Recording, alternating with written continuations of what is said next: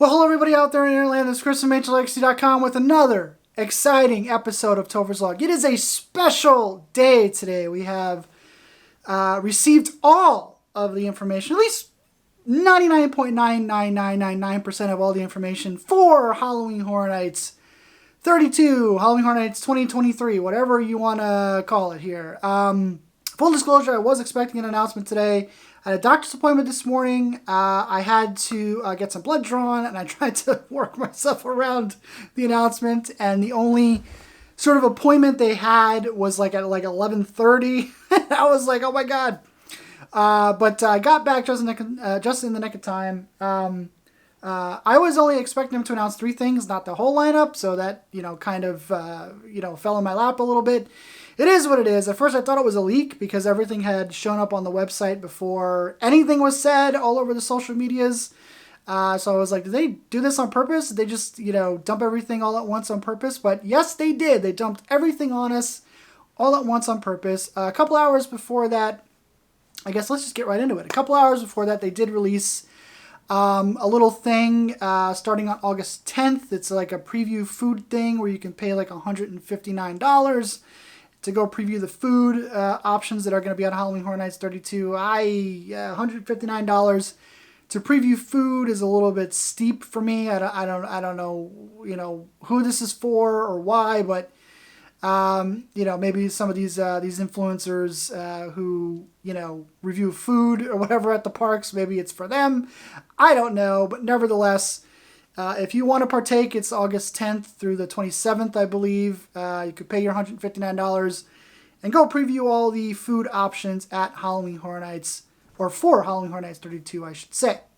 I'm gonna try my damnedest to keep this as short and sweet as possible. We're just gonna go over everything that's been announced today. We're gonna go over the hype lists, which might get me into some trouble this year, but we're going to do it. So let's talk a little bit about some of the goodies before we get into the nitty-gritty of the houses and the scare zones. Oddfellow, of course. Oddfellow, Dr. Oddfellow, Richard Oddfellow is a big presence at Halloween Horror Nights 32 this year. He's connected to all the scare zones. He's got his own house.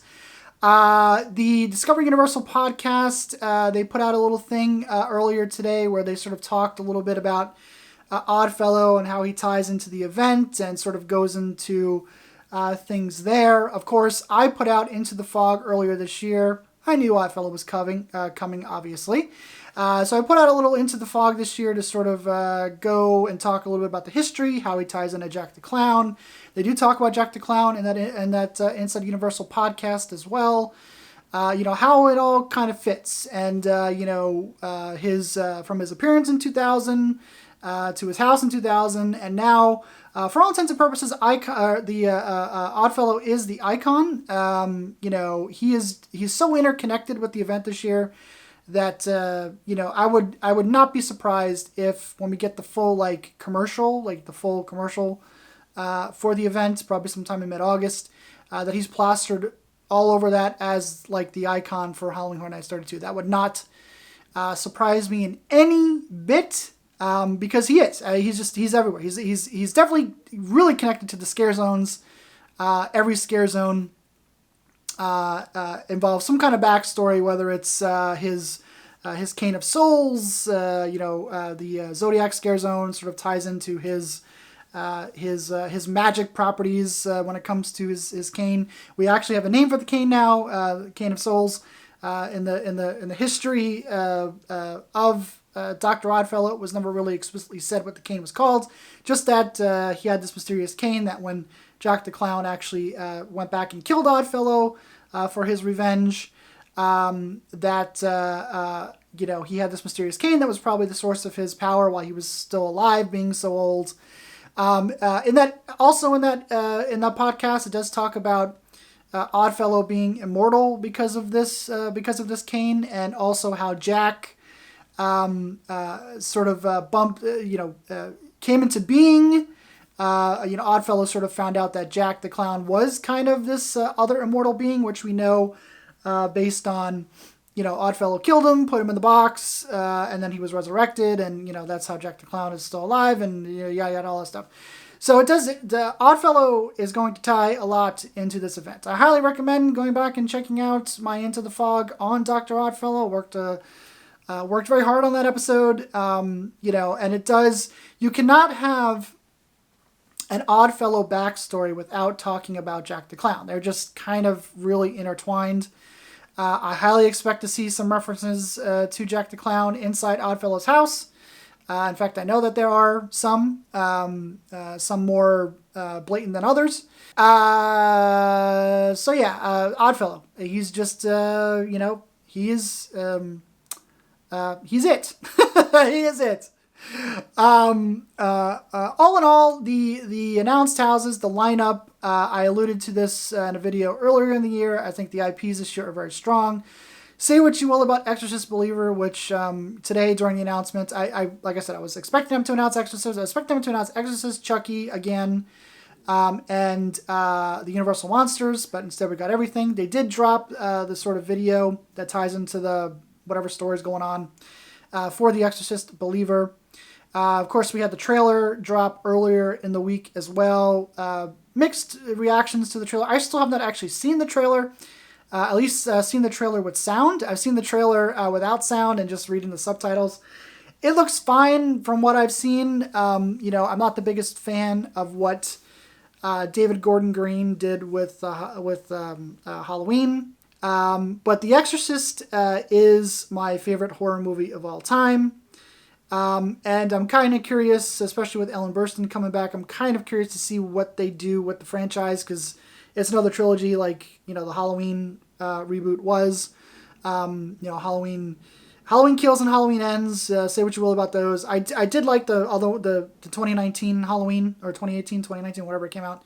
I did like that one, but the other two, not so much. So I'm kind of curious.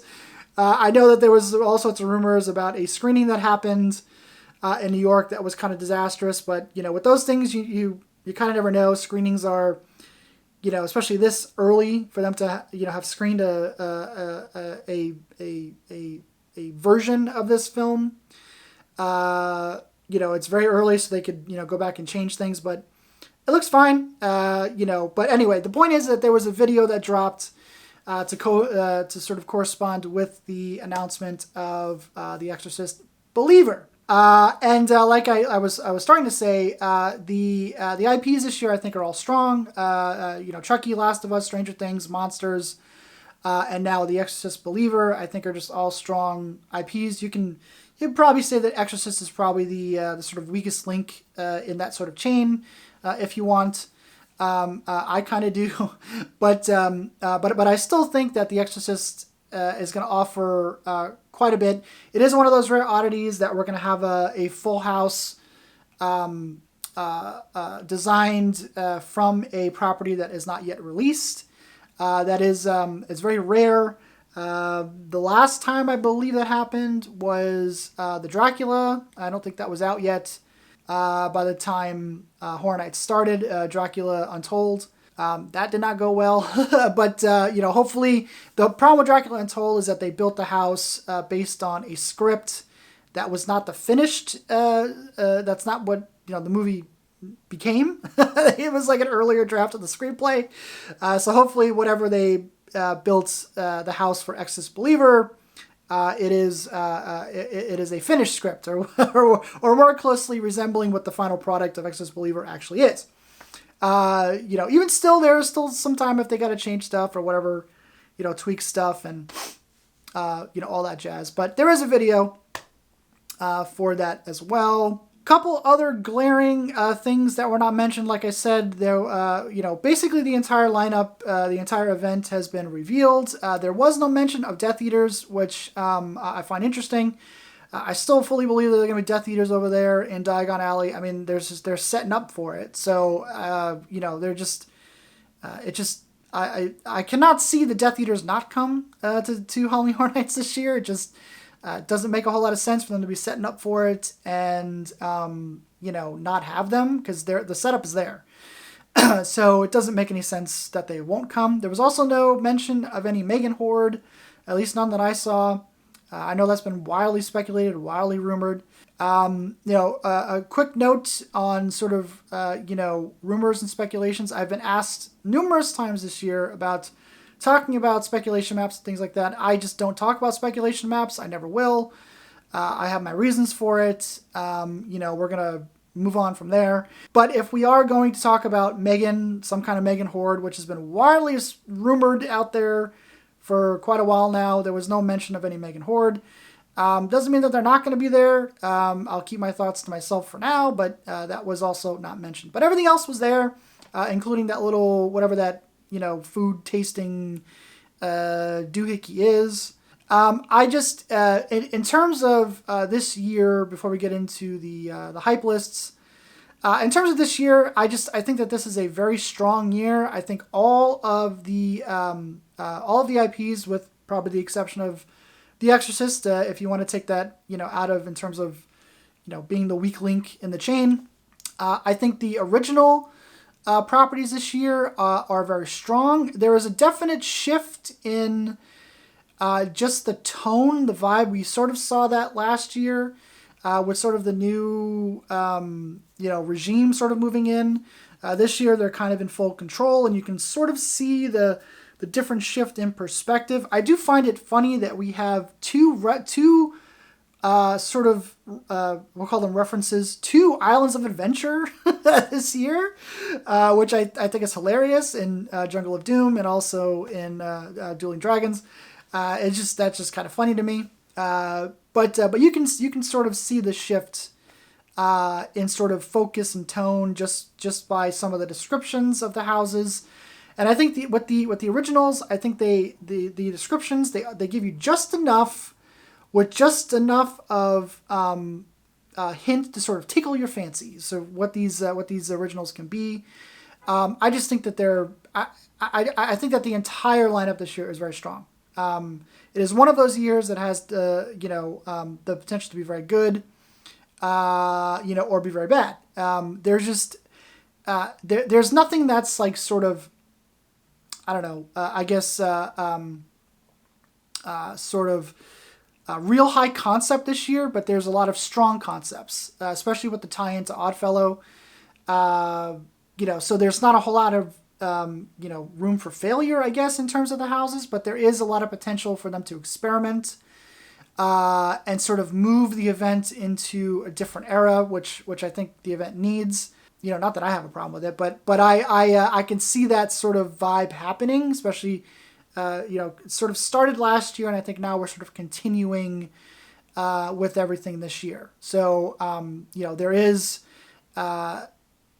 just a lot. There's a lot of potential here, and I love the IPs. This is a rare year where I think I really like the IPs. Even IPs that are not high up on my hype list, I really am looking forward to the IPs because they're just they have a lot of potential.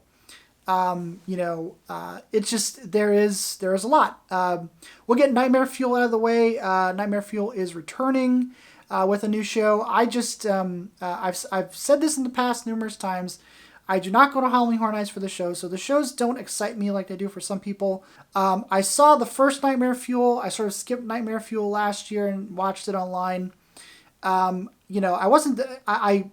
Bill and Ted was a staple for years, obviously. But over the course of the 26 years that it was there, Bill and Ted got stale for me, and it just wasn't something that I was really interested in. I think the sort of fandom ruined Bill and Ted for me towards the end there as well.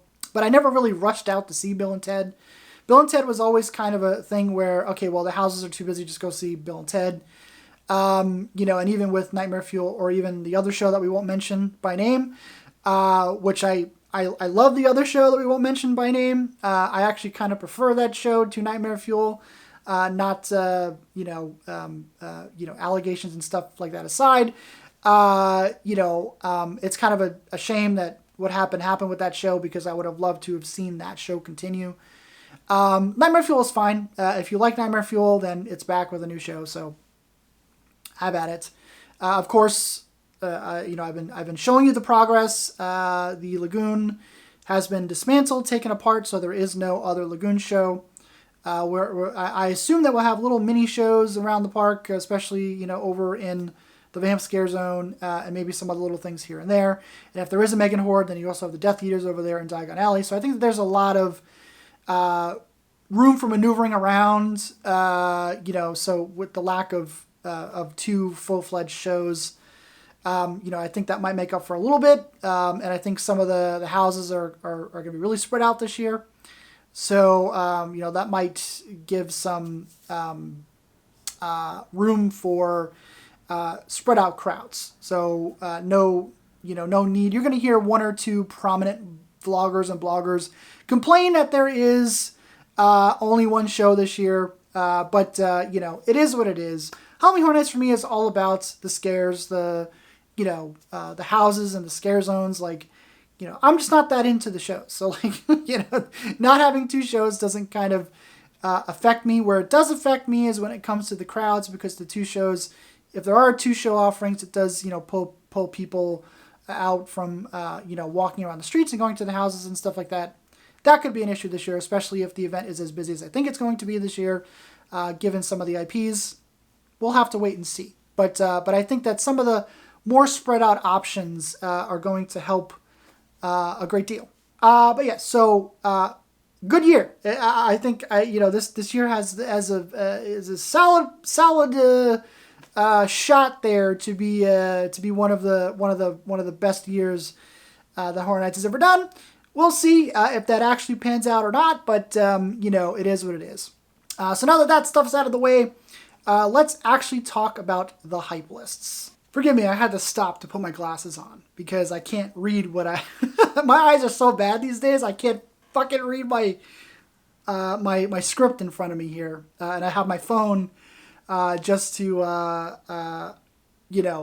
read some more if I have to. But so anyway, so we're gonna start detailing the hype lists, and we're gonna start from the bottom and work our way up to the top. This list is probably gonna get me into some trouble.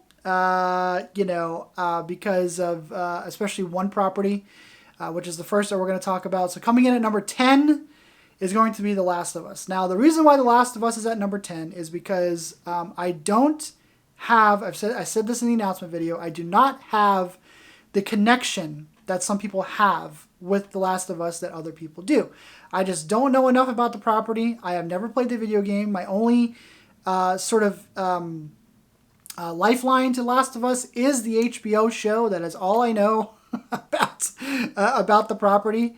I am excited for it. Like I said earlier, I think all the IPs are very strong this year. I am excited to see what they do with this.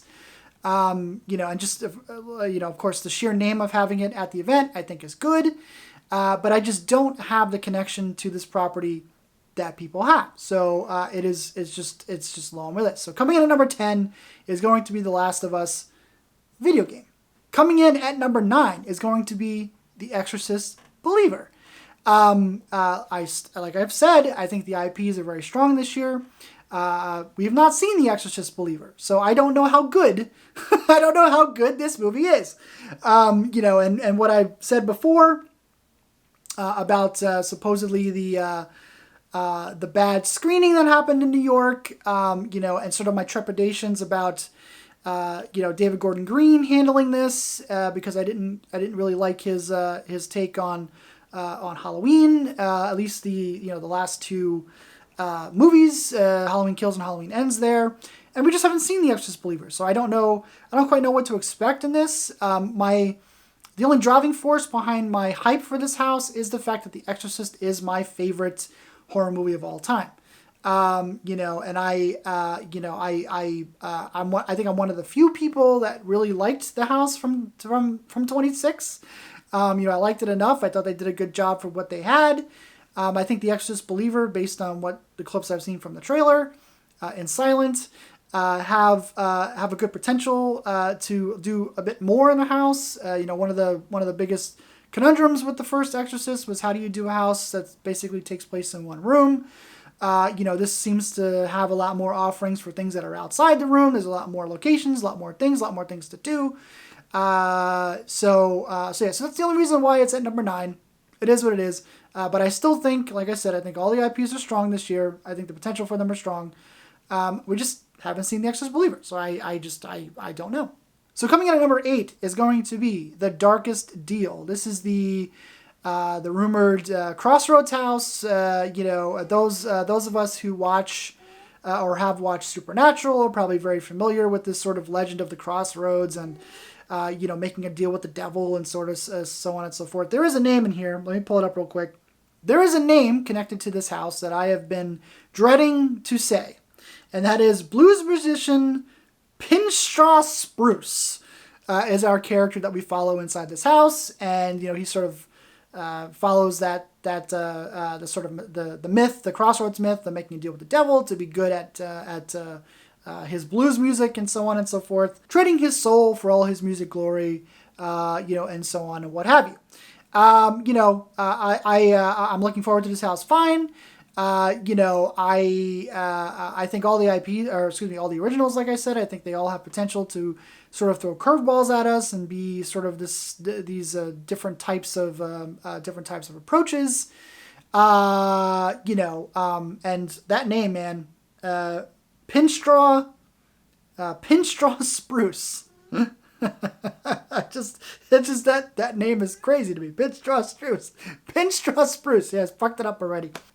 So coming in at number 8 is going to be The Darkest Deal with our buddy Pinstraw Spruce. God. Coming in at number 7 is going to be Blood Moon Dark Offerings. I sort of like this concept. In a colonial era village, moon worshippers witnessing a blood moon at their fall festival. They take it as a sign to hunt down any non-followers, including you and your Scream Squad. So we're still going with the Scream Squad. And, in fact, all of the descriptions, they throw in squad a lot in their descriptions. Sticking with the Scream Squad, it's the Scream Squad thing. I love this sort of concept. My fan event that I did a couple years ago, I sort of had this house called the Witching Hour. It was sort of does this. It was set in this suburban neighborhood, and witches doing rituals, and they accidentally open a portal to hell. So on and so forth. It's kind of had the same vibe, minus the portal to hell. But sort of sacrifices. Colonial era village catches my attention. Here as well. It's got a lot of potential for set design and stuff like that. So yeah. Coming in at number 6 is going to be Yeti Campground Kills. Now, if I was a betting man, some of this house, I wonder if maybe this was a different concept. It's a campground set in the 1950s. Kind of has a Friday the 13th vibe. Obviously Jason, when he was a young boy, set in Camp Crystal Lake there in the 1950s. 1954? I think that's when, if my Friday the 13th knowledge is correct, I think it was 1954, where he drowned. I wonder if maybe this was a different style house, maybe a slasher concept, maybe even Friday the 13th itself. I'm not going to throw any knowledge out there, but I wonder if maybe this sort of evolved from maybe an earlier concept from that into this, instead of using a slasher. And now we've got a group of Yetis going after campers and stuff like that. Also kind of has a little bit of a similar vibe to a house that I had in my own personal Horror Nights thing there, dealing with werewolves, sort of a similar thing, campgrounds, werewolves under the blood moon, hunting down people who are at the campgrounds, kind of has a similar vibe. But the Yeti returns. Yeti, we're bringing the Yeti back. But coming in at number 6, Yeti Campground Kills. Coming in at number 5 is going to be Chucky Ultimate Kill Count. Now, this is one of the houses that I was expecting them to announce today, just because I knew that some stuff had changed, or what was initially thought, I think, back when they announced the house on the last night of the event last year, where it was just Chucky and everyone sort of glommed on that it was the TV show. Does not appear that this is the TV show. This appears that it is a an original take on Chucky. Just in the name alone, ultimate kill counts, and the sort of descriptor of the house. Chucky, the serial killer doll, is back for a new gore fest. He's hijacked his own haunted house with all kinds of bloody hijinks. You and your friends must survive his ultimate kill count. So it doesn't sound like we're going to get a straight up adaptation of the show. It just seems like it's going to be a wild ride featuring Chucky, which I love the Chucky concept. I've said this before. It is what it is. I would have liked to have seen the house get its own sort of, I would have liked to have seen the TV show get its own house treatment. But I think I like this better, that it's, if it is Chucky and it's kind of his own thing, what was the house in 2009? Friends to the End, I think, was the house in 2009. Its own sort of original take on Chucky, I think, is great. Chucky's been a staple at the event. He pops up, much to the chagrin of some people at the event in ways that they don't expect. And I really like, that Chucky's getting his own house, because he hasn't had a house since 2009. He did have the Scare Zone a couple years ago, back in 2018. I love Chucky. Chucky is one of my favorite characters, my favorite horror characters. And like I said, even though I would have liked to have seen a full-fledged adaptation of the show, I think I like this better. And I think the title's cool, Chucky Ultimate Kill Count. I wonder if they're sort of taken off of the actual kill counts here on YouTube. I don't know. But maybe capitalizing on the name, kill count name. But Chucky Ultimate Kill Count coming in at number 5. Coming in at number 4 is going to be Stranger Things, based on season 4. I am really excited to see what they do with this. I mentioned this in the announcement video. I think Stranger Things season 4 has the best potential so far to sort of utilize Stranger Things, the property at the event, especially with the horror elements. I think this is the Stranger Things season 4 really capitalized on the horror elements of Stranger Things more so than the other 3 seasons. Whereas when they adapted the other 3 seasons to houses here at Halloween Horror Nights, there was not a whole lot of things to sort of mine from, except for the Demogorgons and things of that nature, so things got a little repetitive. I am very curious to see what they do here. I think this has a huge potential to be, House of the Year material, especially now that Season 5 is probably going to be delayed a lot. This is probably going to be the last hurrah for Stranger Things for a while, just because I think things are going to be delayed because of the writer strike and the actor strike now. But I am very much looking forward to see what they do with Stranger Things Season 4. So Stranger Things Season 4 coming in at number 4. Coming in at number 3 is going to be Dueling Dragons, Choose Thy Fate. Like I alluded to earlier, we have 2 cherry-picked mind things from Islands of Adventure that have been long gone. Full disclosure, I was not expecting this to be to actually straight up be titled Dueling Dragons. I knew that it had connections to Dueling Dragons and so on and so forth, but it was for me, what was being fed to me was more about the warlock thing, the warlocks being turned into dragons, and this and that and blah blah blah. So I knew it had a sort of side connections to Dueling Dragons with the Fire and Ice Dragons and so on and so forth. But I was not expecting them to just straight up name this Dueling Dragons Choose Thy Fate up until a couple weeks ago. Like I kind of had, I was kind of privy to that, but like I was just like, I just couldn't believe it. I was like, okay, we're gonna have Dueling Dragons. Fine. But is it actually Dueling Dragons? Like that was kind of my whole thing throughout this entire 5-month span. Like, is it actually Dueling Dragons? But it is. It's Dueling Dragons, Choose Thy Fate. So there you go. I'm very curious to see exactly what they do here. Now, to go back a little bit on, I've said this in the past as well, when it comes to the stuff I get, the information that I get, I always tell my peeps to give me as much information as possible, but without spoiling anything. So there are elements that I know, but I might not know full things, because I still want to be surprised when things are announced and I actually go through the house and so on and so forth. So there are I have a system with some of the people that I talk to, and this one was very interesting because, like I said, it was like, is it actually Dueling Dragons? Like, I knew about the Warlock thing, and like I said, the Warlock thing I knew of, and isn't that blah blah blah. But no, it's straight up Dueling Dragons. So there's straight up to Dueling Dragons. Choose thy fate.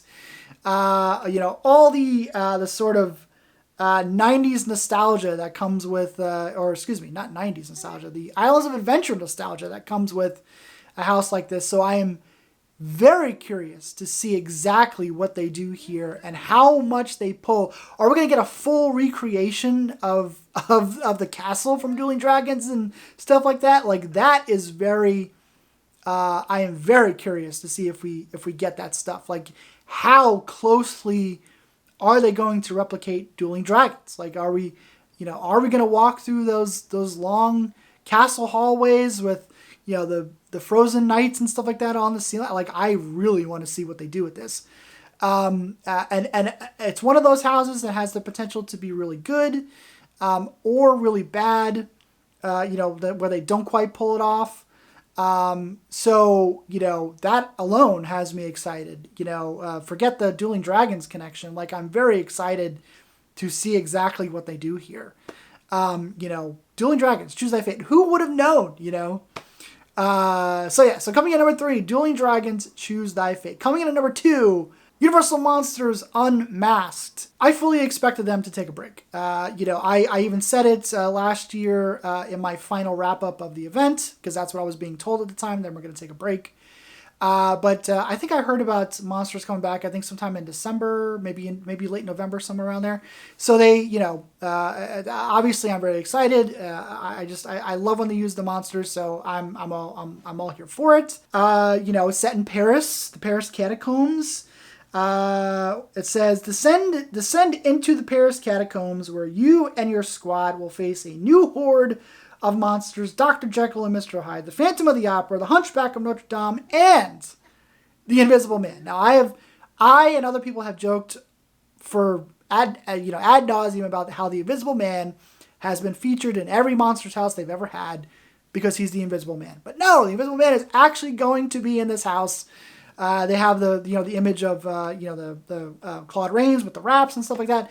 I am very excited to see what they do here, just because it is Universal Classic Monsters, and it is these monsters that we really don't, they're not showcased all that much. Dr. Jekyll, Mr. Hyde, the Invisible Man, Hunchback of Notre Dame. Like, these are the true Universal Classic Monsters. Especially like Dr. Jekyll, Mr. Hyde. Those are some of the first. So we're going back to the very, very beginning of the Universal Classic Monsters. So I am excited to see what they do here. I love the Universal Classic Monsters. So coming in at number 1, it is now, should be no surprise, Dr. Oddfellow's Twisted Origins. Now, it is no secret that I am, very interested in Halloween Horror Nights lore. Into the Fog was solely created so that I can really start sharing my Horror Nights lore knowledge with other people.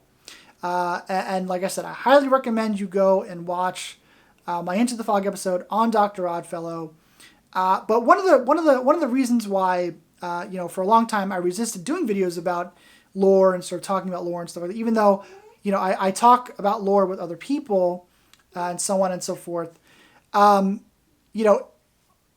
Nights lore is very interesting because there is there's a lot of it, and sometimes, especially with certain characters, things can change and shift and ebb and flow because different people take on the characters, and because sometimes they're so old. Like, in the case of Oddfellow was first introduced back in 2000. So, it's been 23 years since, Oddfellow was actually featured at the event.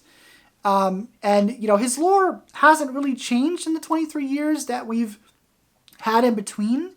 But in the Inside Universal podcast today, there were things in there that have indeed changed a little bit because, to sort of fit their narrative that they're doing this year for the event. Most of it's still pretty true, but that happens a lot with sort of Horror Nights lore. Especially things like Jack the Clown's lore, and Legendary Truth, things like that. There's so much things that sort of don't have any consistency and change and ebb and flow just because of how much stuff that's there. So with Oddfellow, like even though that first house back in 2000 was an Oddfellow house, this is straight up an Oddfellow house. Not only is it straight up an Oddfellow house, but Oddfellow is basically the icon. So, Oddfellow is basically the icon for the year. So, I want to see what they do because this is going to really tell the story of Oddfellow's origins. So I really want to see how they represent that. I like I said before, I do highly think that we're going to have references to Jack the Clown. You cannot have an Oddfellow origin tale without Jack the Clown. I mean, he's even mentioned in that Universal podcast. So I really want to see what they do here, how they do it, exactly how we ebb and flow into the story, how connected to this house is Jack the Clown, so on and so forth. Because like I said, I do think we're going to see him in this house. But how exactly we're going to see him, I think is one of those things that I really want to see. So coming in at number 1, Dr. Oddfellow's Twisted Origins. I have a feeling it's going to be number 1 on a lot of people's lists, especially Horror Nights nerds like myself. So let's get into the scare zones as per usual, starting at the bottom and working our way up to the top. Coming in at number 1 is the complete opposite, Oddfellow's Collection of Horror. Just based on what this is and where this is, where I think it's going to be, it just sounds like your typical, again, they're doing the typical introductory scare zone that they've done the past couple years. The description says, Dr. Oddfellow will lure you into Halloween Horror Nights with the promise of immortality. As he lifts the veil on all the horrors to come, you'll soon realize you may not even survive the night. So again, it just feels like another introductory scare zone where we're going to see some of the things that are at the event. Don't care. I don't even care if Oddfellow's involved. So coming on number 4 is going to be Vamp 69 Summer of Blood. At a 60s music fest in a small New York town, you'll jam to popular bands with fellow concert goers until Dr. Oddfellow unleashes vicious vampires on the audience. They're out for your blood. The Vamp franchise is not one of my favorites. I've said this ad nauseum in the past, and one of the reasons why it is not one of my favorites is because the fandom has sort of ruined that for me. I didn't really like the first Vamp Scare Zone anyway. I liked Vamp 85. This one sort of feels like a Vamp 85, just with Oddfellow kind of thrown into the mix with the lore there.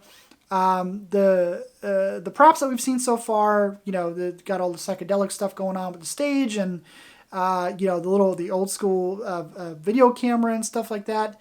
It is a Vamp Scare Zone. I don't care enough about Vamp to get truly excited for it. And I know people hate me for that. I don't care. Coming in at number 3 is going to be Dark Zodiac. Dr. Oddfellow has entered a dark dimension to harness the power of the Zodiac and live forever. He twists the signs into malevolent beings who foretell your doom as his star rises and yours falls. Dark Zodiac stuff sort of taking off of what Conjure the Dark was last year, kind of in a way. We had all the runes and stuff like that back there last year. I love how much they're intertwining Oddfellow into all these scare zones. And I'm really curious to see if they put him front and center. This one, the sort of melding of the monsters, taking the Zodiacs, making them monsters. At least that's what I kind of gather from the description. A lot of potential there for that. I have expect to see probably some Minotaur creature walking around for Taurus. Shout out to the Taurus Taurus people out there. I am also a Taurus. Coming in at number 2 is going to be Shipyard 32, Horrors Unhinged. Enter a 1940s San Francisco shipping yard full of mysterious crates and cages bearing Dr. Oddfellow's symbol. Beware his nightmarish oddities have now escaped, spreading fear and chaos in their wake. So again, Dr. Oddfellow monsters. This seems like he's collecting all his different things, sort of a Ripley's Believe It or Not thing, collecting all his his monsters and mayhems and all that stuff for his shows and so on and so forth. But yeah, so coming in number 1, our second Islands of Adventure deep cut there, Jungle of Doom Expedition Horror. In the 1920s, Dr. Oddfellow ventured deep into the darkest jungle, performing horrific experiments on nature. Now his monstrous creations are running amok and coming after you. Of course, this is more likely going in the Central Park Scare Zone. Again, tying Oddfellow into this, especially tying Oddfellow into the Jungle of Doom lore, which, of course, this is a sequel to Jungle of Doom. We had Jungle of Doom back in 2003. So we have another Jungle of Doom here. Experimenting on things, so on and so forth. I think all the scare zones sound very interesting, and I think that the added punch of Dr. Oddfellow just brings everything even more. But Jungle of Doom, for nerds like myself, Halloween Horror Nights nerds like myself, bringing back Jungle of Doom, especially here at the studios and not at Islands of Adventure. Especially now that Jungle of Doom literally doesn't exist anymore. Not just, the fact that, it's a Islands of Adventure deep cut, but that entire area is now the Velocicoaster. So it just doesn't, it doesn't exist anymore, which I think is kind of hilarious, So what are you guys' thoughts? So those are my hype lists, all that stuff. I'm just super excited for this year. I think that there's a lot of potential. I think that, especially with the scare zones, this is the most excited for scare zones I think I've been in quite some time. Last year, my scare zone interest peaked a little bit. This year, I am really excited for the scare zones this year. I think, especially with the intertwining of Oddfellow, I think it makes my level go up a little bit, with the exception, of course, of Oddfellow's own scare zone, just because it just sounds like the introductory scare zone, and I just don't care about those. Those just tend to not be good. So, I just don't care. But everything else, I'm super excited about. The houses, like I said, Exorcist and Last of Us, I'm still looking forward to those. I just don't know enough about The Exorcist, nor do I know enough about The Last of Us to really have them up high on the hype list. But I think the potential, especially some of the stuff that I've been hearing about, especially The Last of Us, I'm very curious to see what they do there. So it is what it is. But yes, so that's it. Halloween Horror Nights 32. I think there are still 1 or 2 surprises left in the bag before we get to the full reveal. Or excuse me, before we get to the event. The reveal happened today. As you can see, I'm just excited. I'm excited today. This has been the most fun I've had in quite some time, especially when it comes to Halloween Horror Nights. Even though I am stressing about all the work that I have to do with editing all this shit together, today was fun. Today was a fun day. I had a lot of fun.